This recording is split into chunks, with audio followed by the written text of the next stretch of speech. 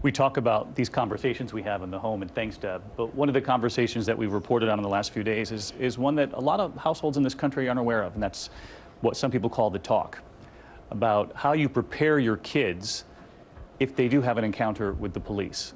And there was a video that's now been seen 35 million times by a country music singer who's in the audience tonight. But let's look at the video first. He was instructing people what to do if they get pulled over.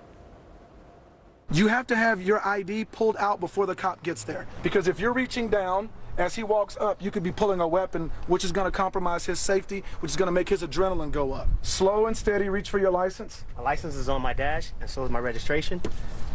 It's here. And Other hand on the wheel, fingers out.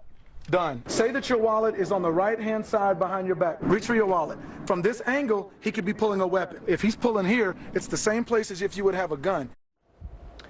Coffey Anderson, your cowboy hat gives you away, so why don't you stand up? Your video has been seen by millions, well received by many, but there has been some criticism of it as well, saying, why should anyone have to be taught a lesson on how to get pulled over by police? But I'm curious what you made of the reaction to it and what you would like to ask the president. Mr. President, thank you for being here. Honored to meet you, sir.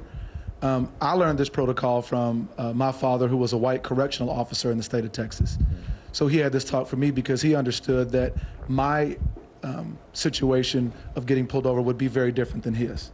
And he wasn't blind to the reality of where our country was at that time. So my question to you, Mr. President, is have you ever been pulled over, and what was your experience like as a driver? Well, the answer is yes, I have been pulled over. And I will say that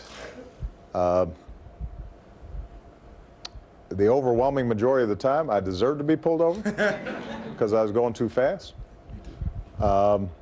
And the police officers were courteous, and I got a ticket, which I deserved. There have been a couple of times in my life where that was not the case. And so my experience of driving is like my experience generally as I was growing up. Obviously now I'm the president, so if people aren't treating me right, it's usually, you know, on the, it's usually on the news or. Wait a minute, You know, wait a minute. No, not David.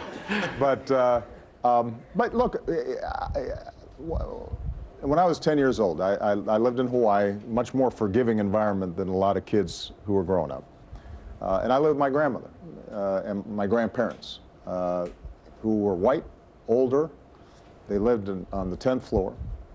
And I still remember when I was 10 years old, walking into the elevator, and there was a woman who I thought knew me, and as soon as I walked on, and she lived on my grandparents' floor, when I walked on, she got off.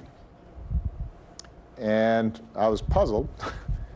And I said, do you want to come up? And she said no, and then I went up, and then I saw the elevator going back down, and I just kind of peeked out the peephole, and I could see she came right back up, but was just worried about riding an elevator with me.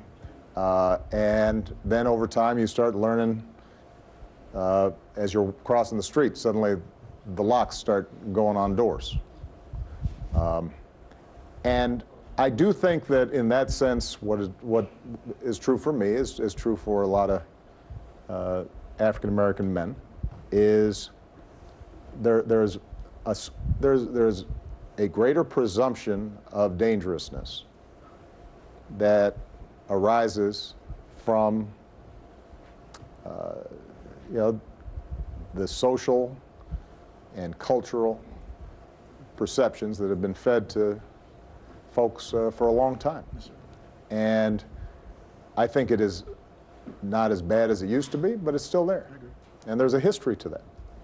And I think it's important for us not to completely overreact every time something happens. On the other hand, that presumption can also lead to really dangerous situations. And it's not just in interactions with police, but that's the time where it feels most consequential. So the question, I think, for all of us is how do we try to lessen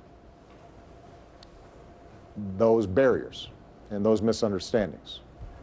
And some of it involves us being very conscious of our assumptions, because black folks and Latino folks also carry some assumptions.